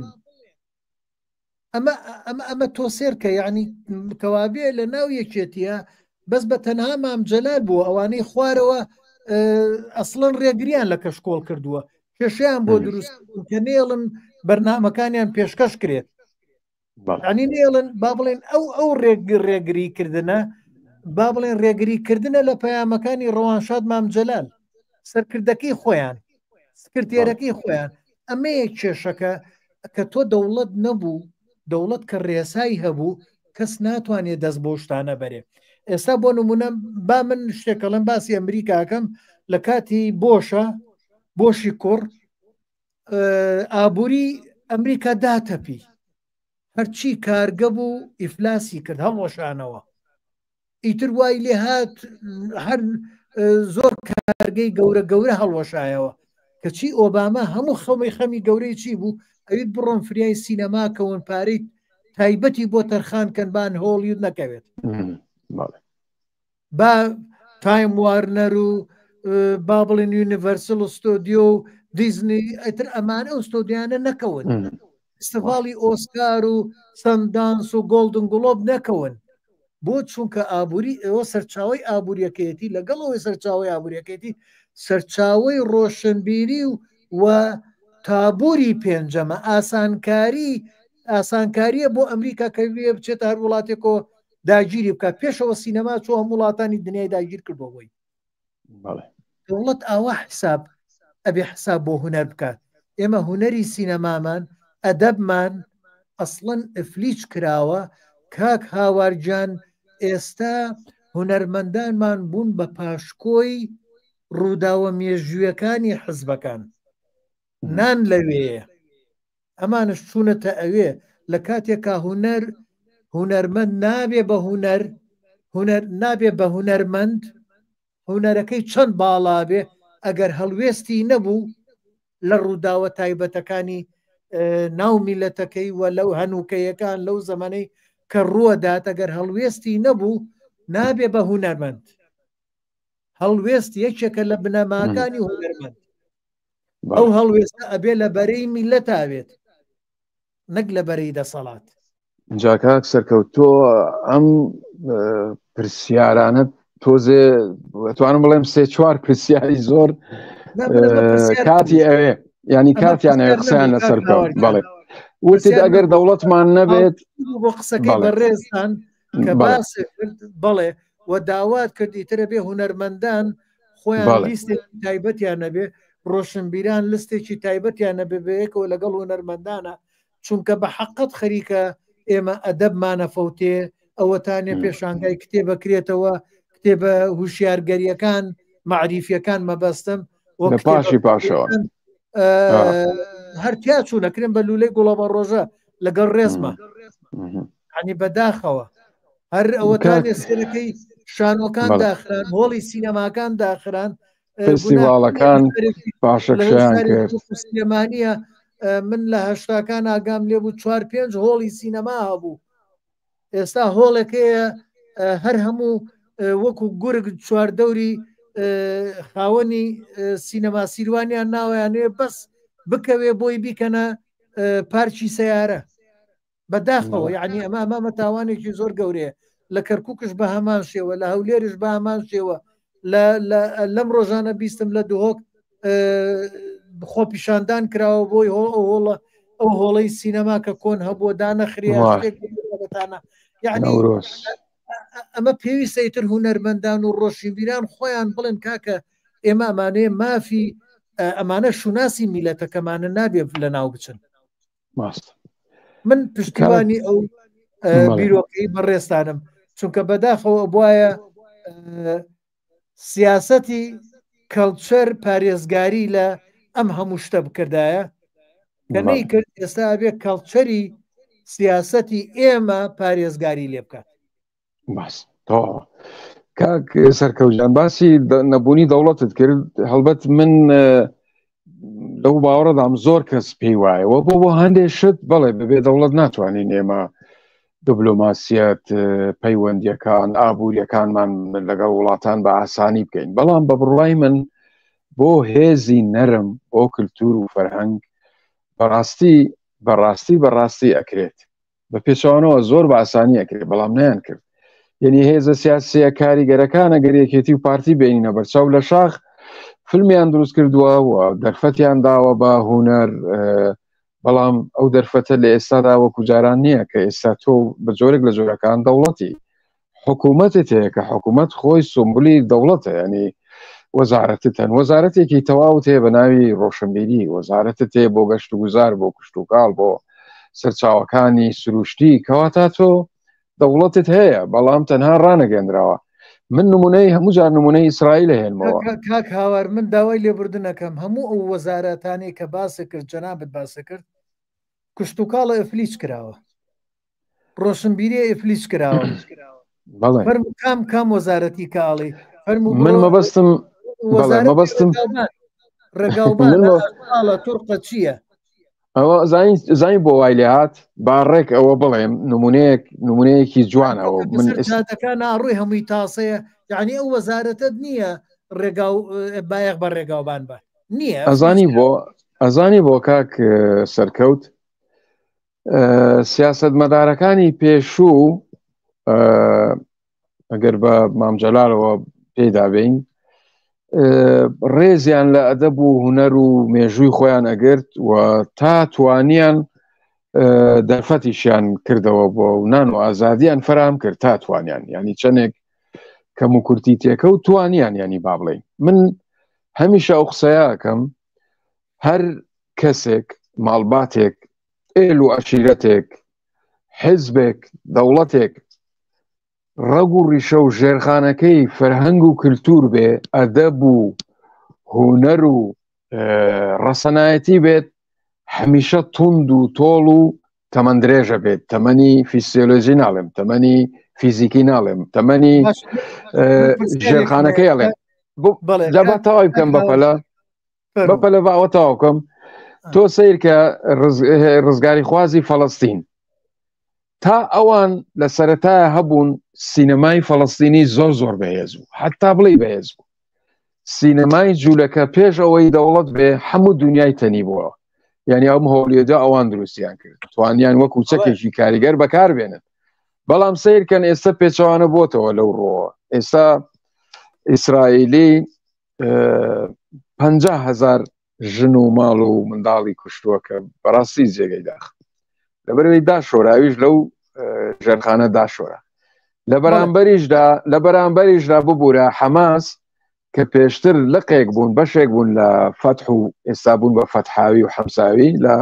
جوڵانەوەی ڕزگارەخوازی فەڵەستینی بوون ئەم جوڵانەوەیە سینەمای هەبوو ژێرخانێکی پتەوی هەبوو ئەویش کە کەوتنە سەر ئیدارەدان و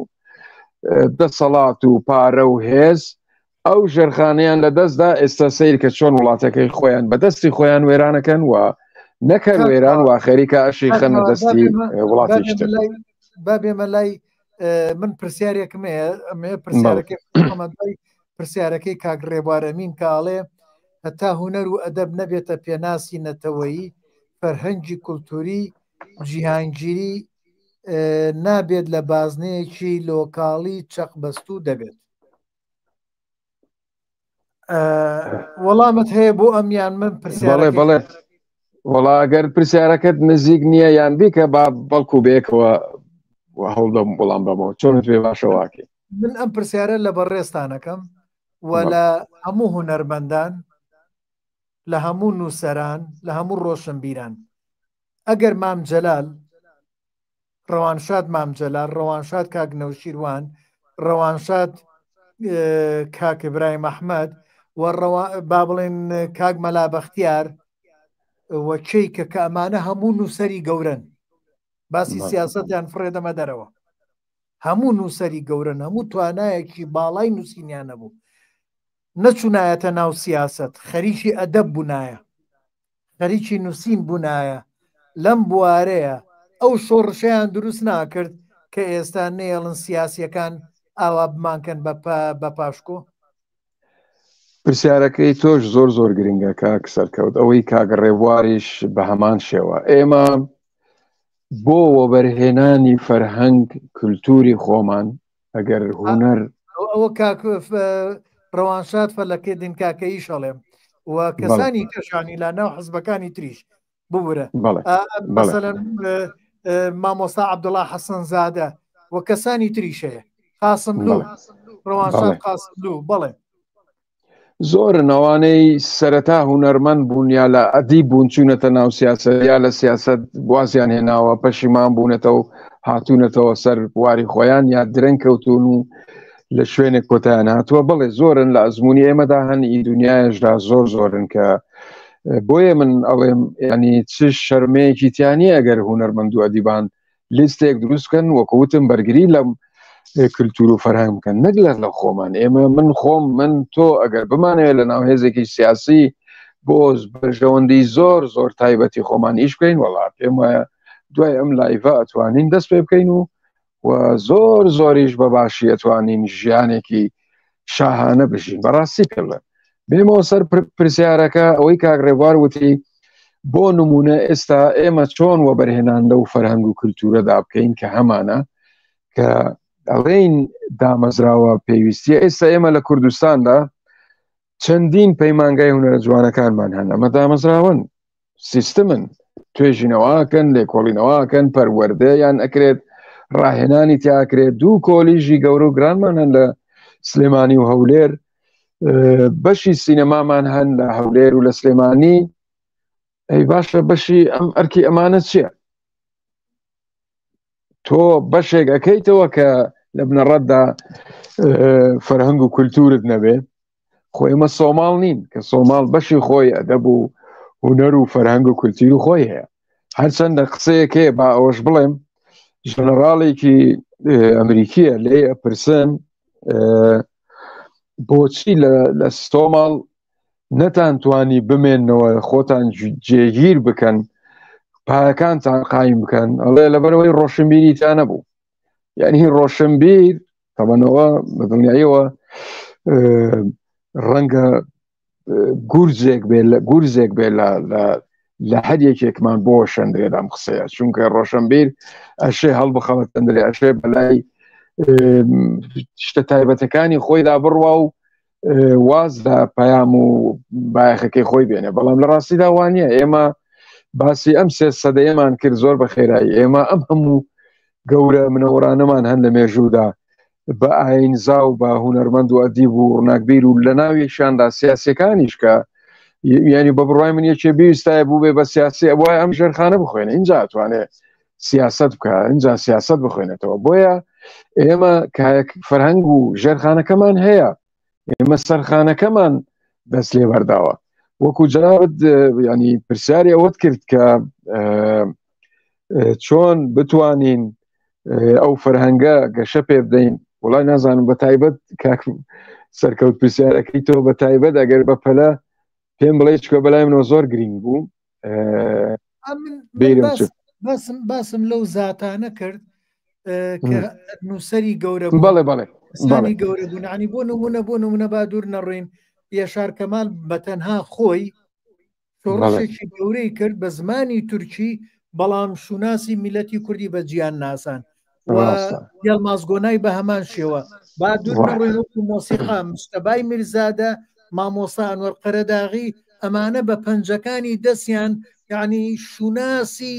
تۆنی کوردی تامی کوردی ئاوازی کوردی ئەمانەیان بە دنیا ناسان. ئەی باشە گەرباتایە ئەو سیاسیە گەورانەمان کە ئەدی بوون پێشتر ئەوانش وابوونایە ئەوەمان زۆر لە مەسلحەتر نەبوو.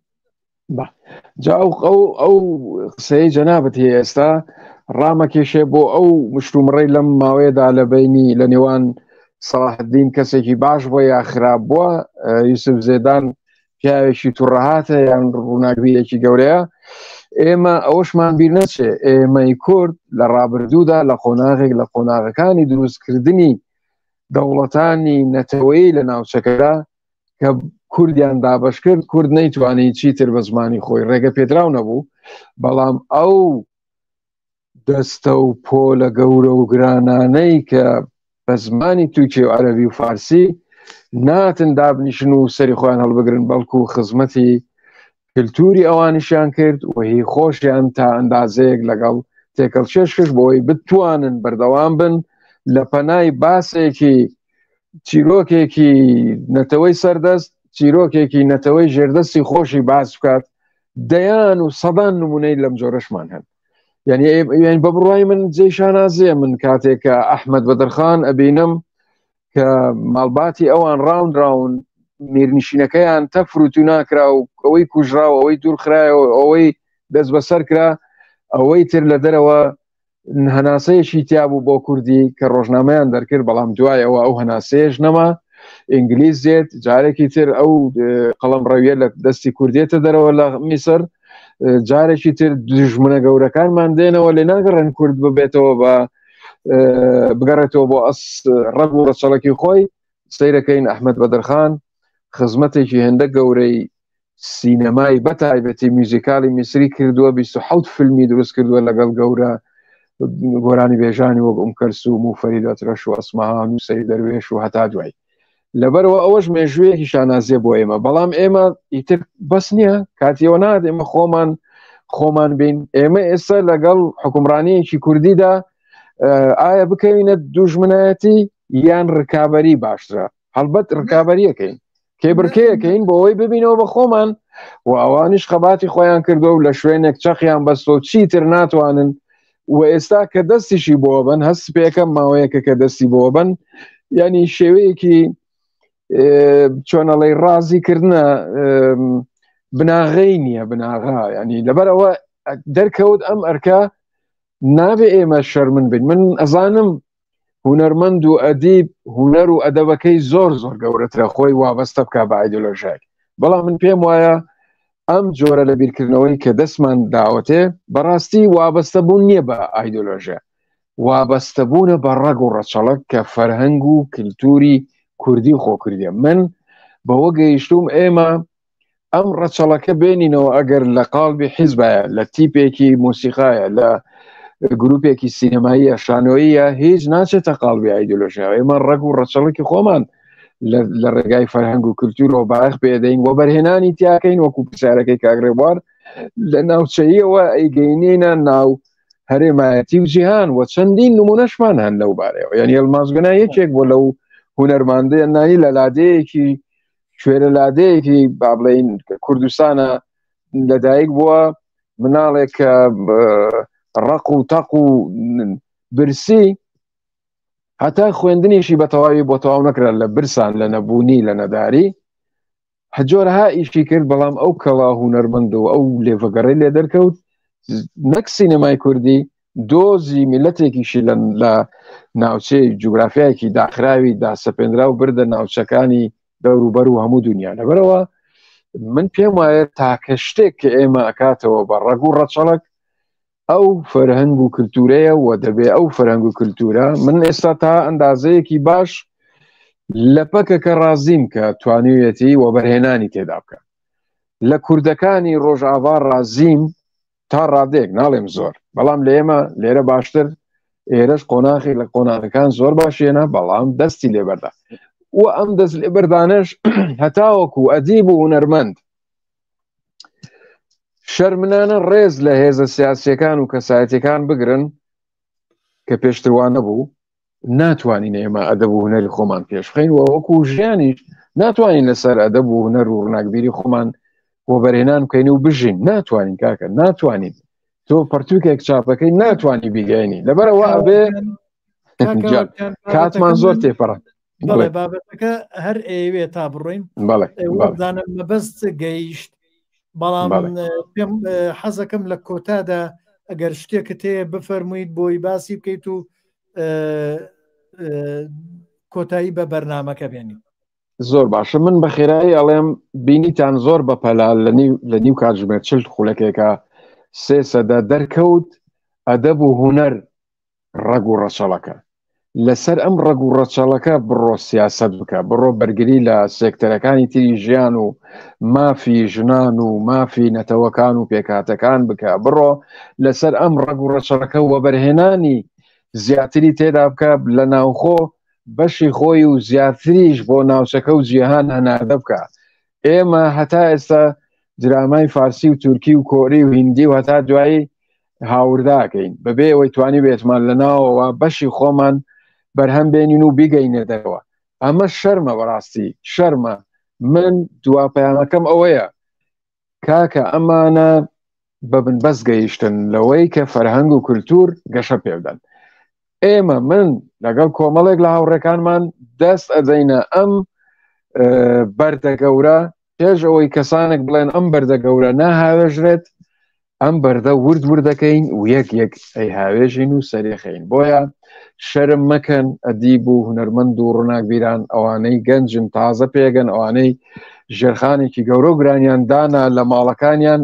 کەس نییە ئەو ڕێنێ باتەوە بڵێن وەرن باوە بەرهێنان لە بیر و باوەڕی هونەری و کللتوریتاندا بکەین کە بەداخەوە زۆربیان لەگەڵ خۆیان بردە ژێرگەڵەوە. وەرن شەرم مەکەن، وەرن پشتیوانی هێزێک بکەن کە ئێمەین لێرەوە. من سیاست ئەەکەم، بۆیە ئەم قسانە ئەەکەم. تۆ سەری خۆت کڵاوی خۆت لەسەر سەری خۆت دابنێ و بانەی بات بڵێ من علاقەم بە سیاست دانیە، تۆ هەموو ئەدەب و هونەر و ژیانکردنت سیاستە لە بنەڕەتدا. لەبەرەوە پێویستە ئێمە ئەو سیاستە سەرەکیە ژیان و ژیاریە دەست پێ بکەین بۆ خاتری ئەوەی لەوە زیاتر نەبینە میلەتێکی وەکو حیزب الله، هێزێکی وەکو حیزب الله، حوسی، ئەوانە نمونەن، حەماس. جوولەکەش ئێستا کە بێ ئەدەب و فەرهەنگ خۆی زاڵەکات، ئەویش لە کۆتاییە ئەگەر گەورەش بێ قەڵەویش بێ لە کۆتایە ئەتەقێت. لەبەرەوە فەرمونون با دەست پێ بکەین. سواز بۆ ئێوە شابەجان. دەستخۆش ئازیزان، زۆر زۆر سوپاسی هەر هەمووتانەکەم کە بە دیارم بەرنمەیەوە دانیشتن و ئێوە بوون بە چاوجێک بە پاڵپشتێک بە پشتیوانیەکی بەهێز کە ئێمە بایەخ بە بەرنمەکە بین و بەردەوام بین لەسەر بەرنمەکە. من لە کۆتا قسەم یەک شتێکەڵێم، هونەر و ئەدەبی هەر کەسێک هەرچەنێ باڵا بێ، هەرچەنێ باڵا بێ، ئەگەر بێت و ئەو کەسە لە وەکو هەڵوێستی لە بەرەی میلەتە نەبێت، نابێ بە هونەرمەند، بەڵکو ئەبێ بە کەسێکی گیرفان پەرست، یا بەس بۆ گیرفان هونەرەکەی چێتە خزمەتی گیرفانەوە، ناچێتە خزمەتی میلەتەوە و پێشی ناوترێت هونەرمەند. ئەمە شوناسی هونەرمەندە و کاتێکی خۆش بەو هیوایم هەموو لایەک ئاسوودە بوو بن لەگەڵم بەرنمەیە و لەگەڵم باسانەیە، چونکە تۆزێک